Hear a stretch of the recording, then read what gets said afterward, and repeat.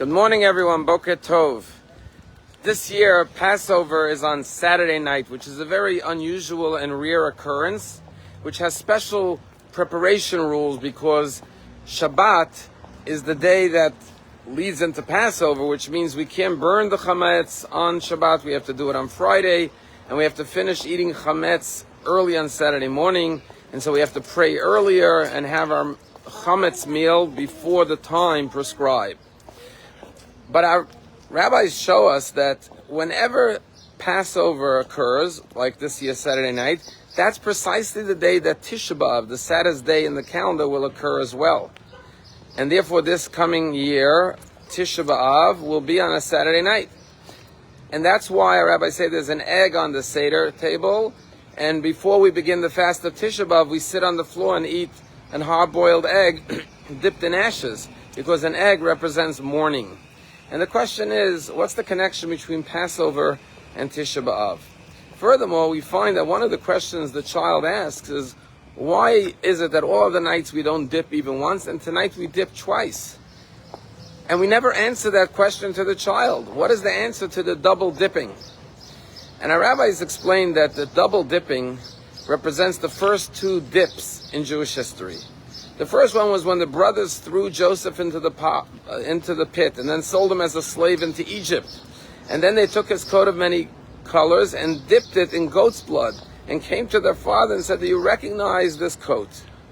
That first dipping led to the exile of the Jewish people, because ultimately the brothers came to Egypt to buy food during the famine and ended up becoming enslaved in Egypt. What is the second dipping in Jewish history? When it came time to offer the Paschal lamb, they dipped a hyssop in the blood of the lamb and put it on their doorposts. And that dipping, the unity of the Jewish people, led to the redemption of the Jewish people. And so what we're saying and what we're expressing with the double dipping is the remembrance that when we have hatred and we have disunity amongst the brothers and the Jewish people, that leads us into exile.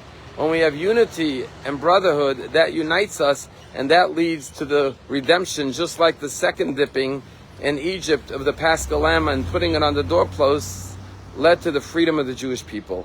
And that's the connection between Passover and Tisha B'Av. Exile came about because of the sibling rivalry amongst Joseph and the brothers. And the destruction of the temple was also because of baseless hatred. And that's why one of the major themes of Passover is unity. We sit around the table with our family, with our friends. We invite others. It's the only night we say, whoever's hungry, come join us. Because it's that love and unity that leads to redemption.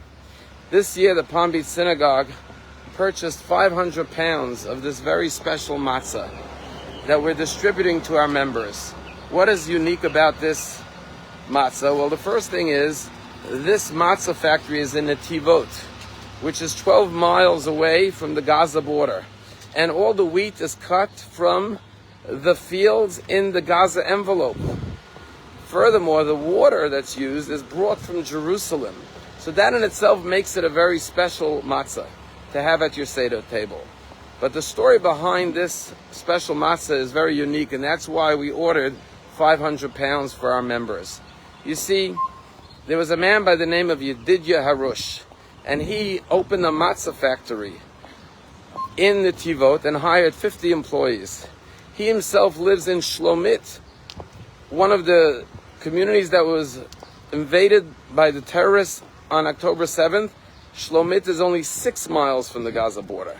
And he was called up as a reservist to go fight in Gaza. And his factory was running, but because of the war, it was not doing very well. There were very few orders coming in. And he got a call as he was in Khan Yunis, in Gaza, from his manager who said, "Listen, we have thousands of boxes. We're not selling. We need to close the matzah factory." And he said, "No, we're not going to close it. We have 50 employees. We can't send them home without paychecks." So he called his bank from Khan Yunis and he said, "Can I get a loan, a bank loan?" And they said, "No, we can't loan you money. There's a war going on. You're never going to succeed." And so he said, "How about a personal loan?" They said, "Well, if you want to take a loan against your home, we'll lend you money." And he took out a personal loan against his home to keep his matzah factory open, to pay his employees. And then sitting in Kan Yunis, he said, how am I going to sell all this matzah? And so he put up a social media post telling his story. He said, I'm fighting to defend the Jewish people. And he said, I have 50 employees, and we have thousands of boxes of pounds of matzah that we can't sell. If anyone needs matzah, please order matzah. And as he was in Kan Yunis, and his own family was displaced from Shlomit, were living in a hotel, suddenly orders started to pour in from all over Israel and even internationally, as people heard his story and were inspired. And sure enough, he sold every last box of matzah from his factory. And now his matzah factory is once again running for this year. And the name of his matzah factory is Emunah Matzah, faith matzah. And that is what this story is, a story of faith in God and the love and the unity of the Jewish people. And I said, what could be a better matzah on your table? The actual matzah that represents the love and the unity of the Jewish people, how the Jewish people all over came together to support him.